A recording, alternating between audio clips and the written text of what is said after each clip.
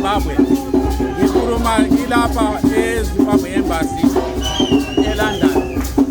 Silapha siyakusikhonona ukuthi khona uhulumende weZimbabwe noweBrithani wayenza isivumelano sokubuyisela izizalwane zeZimbabwe eZimbabwe.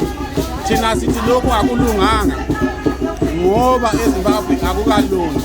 Uhulumende weZimbabwe uyazakala kakhulu ngokuhlunguluza abantu abangavumelani nombuso wakhe, ikakhulu thina ese-diaspora.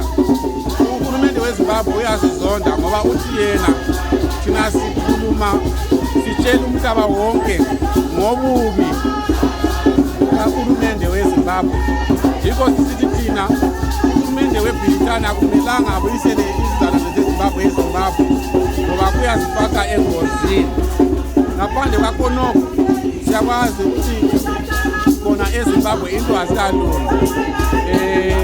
Vele impilo yangikhona inzima, asikwazi ukuthi baqalisela ngakhona laba abantu abakanjiswa eZimbabwe. Njalo sithi thina abantu laba yebo-ke balamacala, kodwa-ke bagwetshwa bahambiswa ejele, bayefika ejele. So khona i-punishment yabo sebayisebadala, so akufanelanga bapanishe okwesibili. Yiko-ke silapha eZimbabwe Embassy. Ngiyabonga kakhulu.